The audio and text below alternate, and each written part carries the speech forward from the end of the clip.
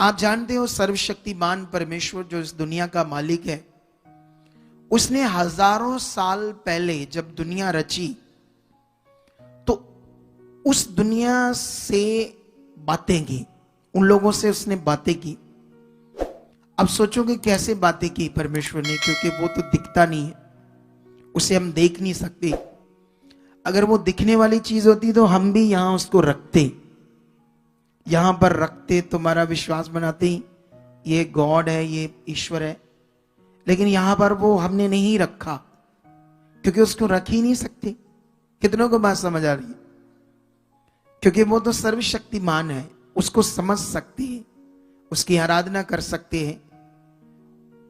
जितना तुम उसको समझोगे उतना तुम्हें जीवन मिलेगा। हालेलुया। अब यहां पर परमेश्वर ने ये वचन इसलिए दिया, जब हम बाइबल पढ़ते हैं तो परमेश्वर ने यहां पर उन समयों में नबियों से, भविष्यवक्ताओं से बातें की। कुछ उसने डायरेक्ट की आत्मा के द्वारा, कुछ उसने स्वर्गदूतों के द्वारा की। स्वर्गदूत नबियों के पास आए और वो बातें की उससे, परमेश्वर क्या चाहता था, क्या योजना है, क्या प्लान है। इसलिए ये बाइबल है। अब जब पुराना नियम पढ़ोगे तो ये सब बातें तुम्हें समझ आएगी।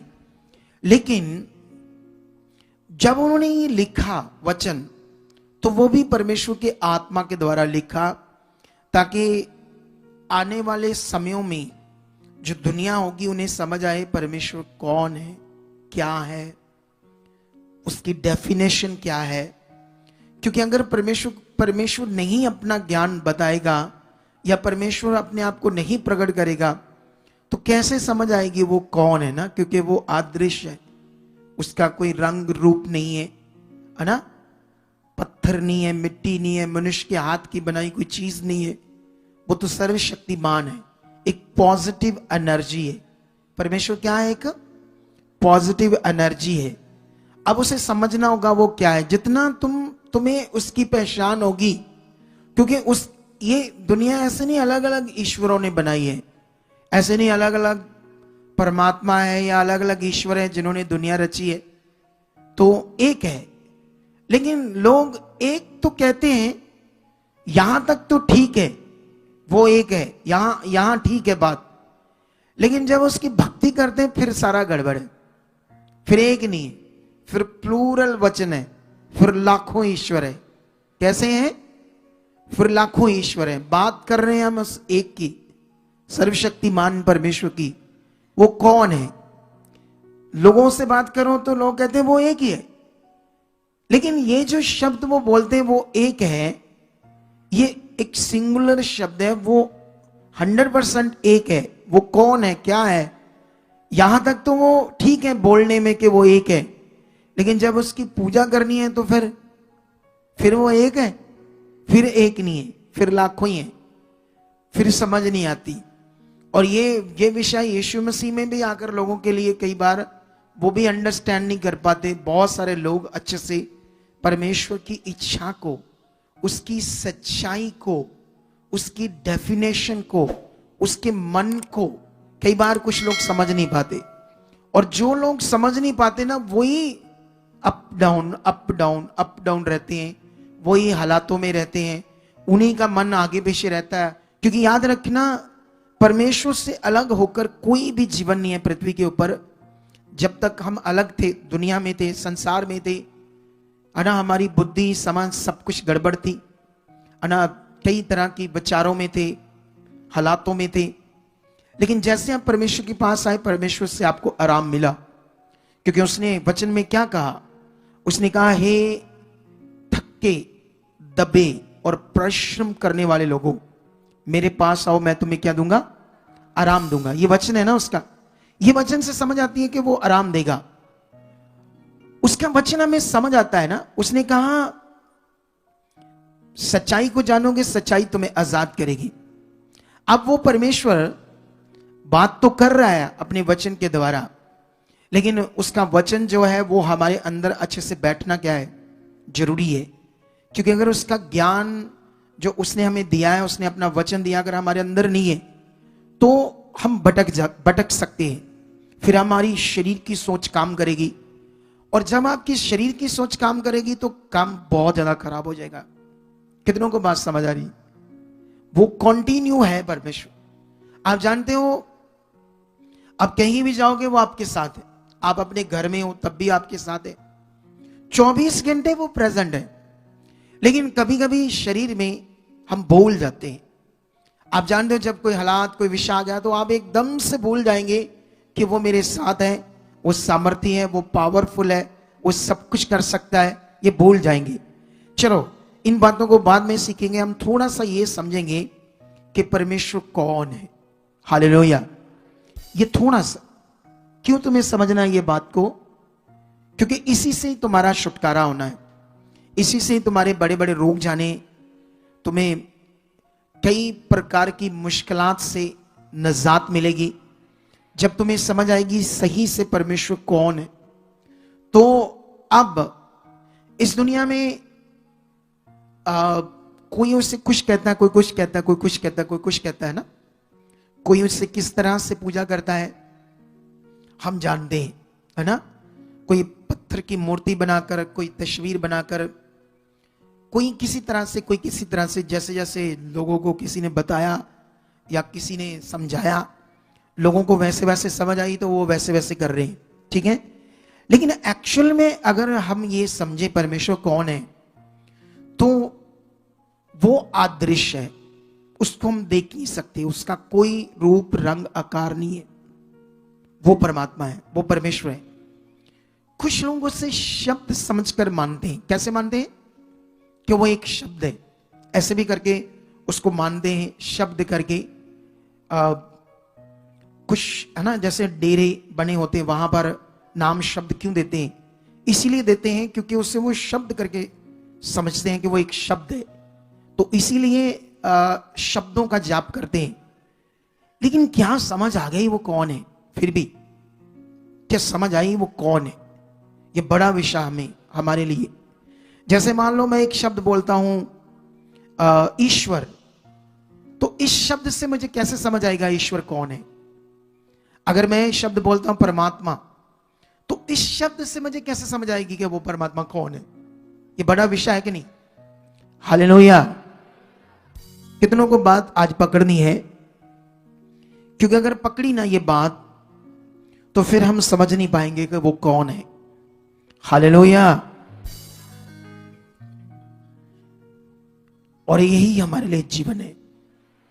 अगर ये समझ ना आया तो तुम्हारा, जब तुम्हें उसकी समझ नहीं, क्या नहीं है उसकी, तो तुम्हारा विश्वास फिर विश्वास नहीं, तुम्हारा विश्वास फिर विश्वास नहीं है। खाली बोलने का विषय मैं विश्वास करता हूं। अगर वो समझ नहीं आया कौन है वो, क्या है जिसने इस सृष्टि को रचा, कौन है जिसने दुनिया को बनाया, कौन है जिसने मुझे बनाया, ये शरीर दिया, सांस दी, और जिससे मैं जीवित हूं, चलता फिरता हूं, कौन है मेरा बनाने वाला, सृष्टिकर्ता, ये सब बातें। तो अभी यहां पर अगर हम बाइबल में जाते हैं तो बाइबल में भी परमेश्वर ने अपने वचन को नबियों को दिया, जिससे हम उन वचनों से भी समझ सकते हैं कि वो कैसा हो सकता है ना। अगर मैं एक वचन पढ़ाऊंगा आपको बाइबल से, यहां पर यशाया की बुक में, क्योंकि अगर आपका विश्वास अच्छा बन गया उसके ऊपर, तो समझ लो मौत भी आ रही होगी वो भी हट जाएगी तुम्हारे जीवन से। सच्ची, ये यशाया की बुक है। यशाया नबी ने इस वचन को लिखा आत्मा के द्वारा। यशाया 66 की 1 से पढ़ते, क्या लिखा? यहोवा यूं कहता है, आकाश मेरा सिंहासन और पृथ्वी मेरे चरणों की चौकी है। तुम मेरे लिए कैसा स्थान बनाओगे? हालेलुया। ओरिजिनली शब्द ये है, मेरे लिए कैसा स्थान बनाओगे, भवन बनाओगे, बिल्डिंग बनाओगे, जहां मुझे रखोगे। ये परमेश्वर हमें अपना वचन देकर हमसे बात करता है। वचन में ये लिखा है कि आकाश मेरा सिंहासन है और पूरी पृथ्वी मेरे पैर रखने की क्या है? चौकी है। तुम मेरे लिए कैसा स्थान बनाओगे जहां मुझे रखोगे। अब सोचने वाली बात है कि ये पावरफुल वचन है। आप जानते हो जब शैतान ने लोगों की बुद्धि बंद की होती है, उनको सुना भी दो कोई असर नहीं होगा, इसका कोई समझ नहीं आएगी उनको इस वचन की। जब नेगेटिविटी ने बुद्धि को क्या किया होता है, एक दिन मेरी बंद थी और मैं भी इन बातों को मानता नहीं था, ठीक है। आप में से कितने लोग थे जिनकी बुद्धि जब बंद थी तो हम भी इन बातों को, पवित्र बातों को मानते नहीं थे, लेकिन अनुग्रह हुआ, बुद्धि खुली, तब हमें समझ आया परमेश्वर कौन है। हालेलुया। और जितनों की बुद्धि खुली और जितनों ने उसे ग्रहण किया, फिर उसकी पावर को भी देखा, उस जीवन को भी देखा, छुटकारे को भी देखा। देखा है या नहीं देखा? देखा ना।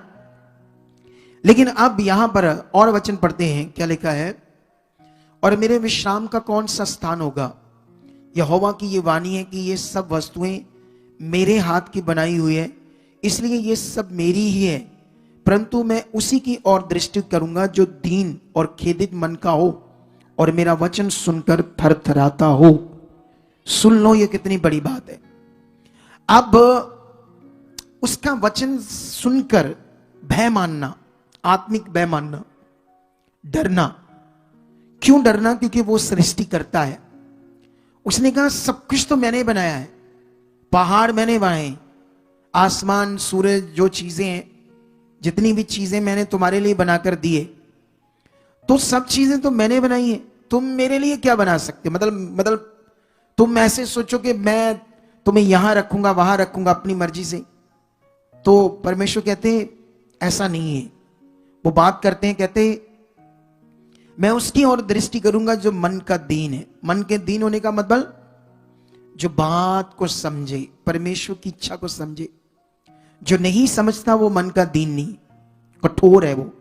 क्या है मन? वो मन का दीन क्या होता है? जो बात सुनता है, बात को समझने में कंपैरिजन करता है कि मैं कहां था, मेरे अंदर क्या सोच थी, क्या समझ थी, ये जो परमेश्वर की बात है ये क्या है, और वहां पर अपने आप को दीन करना। लेकिन जो नहीं दीन करता वो कठोर है, लेकिन जो दीन करता है वो क्या है? वो खेदित मन वाला है, वो कठोर मन वाला नहीं है, वो डाउन मन है। परमेश्वर कहता मैं उसकी ओर दृष्टि करूंगा। हालेलुया। कितनों को बात समझ आ रही? लेकिन प्रेरित पौल यहां पर इन लोगों को जब प्रीच करता है तो यहां पर एक वचन आपके लिए और है। ऐसे लिखा है 24 में, जिस परमेश्वर ने पृथ्वी और उसकी सब वस्तुओं को बनाया वह स्वर्ग और पृथ्वी का स्वामी होकर हाथ के बनाए हुए मंदिरों में नहीं रहता और ना किसी वस्तु की आवश्यकता के कारण मनुष्यों के हाथों की सेवा लेता है, क्योंकि वह स्वयं ही सबको जीवन और श्वास और सब कुछ देता है। उसने एक ही मूल पर मनुष्यों को बनाया है कि वह परमेश्वर को ढूंढे, समझे। हमें उसने क्यों बनाया है? ताकि हम उससे जाने। हम देखो, अगर वो ये दुनिया को नहीं बनाता, अगर परमेश्वर दुनिया को नहीं बनाता, इंसान को नहीं बनाता, तो उसके अकेले होने का कोई मीनिंग रहता कोई? तो वो तो अकेला फिर कुछ क्या है? कुछ भी नहीं। उसने इसीलिए सब कुछ बनाया, इसीलिए दुनिया बनाई, इसीलिए इंसानों को बनाया ताकि हम उसे जाने, उसे समझे। वो यही चाहता था, इसलिए कि परमेश्वर को हम ढूंढे, समझे, और अगर उसे ढूंढना शुरू करें तो वह हमसे किसी से दूर नहीं, क्योंकि उसी में हम सांस लेते, उसी में हम चलते फिरते और जीवित रहते। ऐसा लिखा है। हम परमेश्वर में ही सांस ले रहे हैं, उसी में चलते फिरते, उसी में जीवित हैं। लेकिन हमें ज्ञान से समझ आएगा ये सब बातें, ऐसे समझ नहीं आएगा शरीर से। अगर हम उसी में सांस ले रहे हैं, उसी में चलते फिरते हैं, उसी में जीवित रहते हैं, परमेश्वर में, जैसे ये जो खाली स्थान है, ये यहां भी उसकी मौजूदगी है। तुम वहां जाओगे, वहां जाओगे, वहां जाओगे, हर जगह उसकी मौजूदगी है। लेकिन उसकी मौजूदगी, उसकी प्रेजेंस आपको समझ नहीं आएगी ज्ञान से, पवित्र आत्मा से समझ आएगी जब आप मन फिराओगे, जब आप उसमें बढ़ने लगोगे, तब उसकी समझ आएगी। कितनों को समझ आ रही है आज?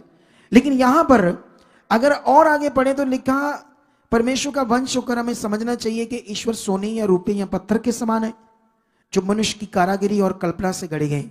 ये सब ज्ञान की बातें हमें सिखाती है उस सर्वशक्तिमान की ओर अपने मन को फिराना।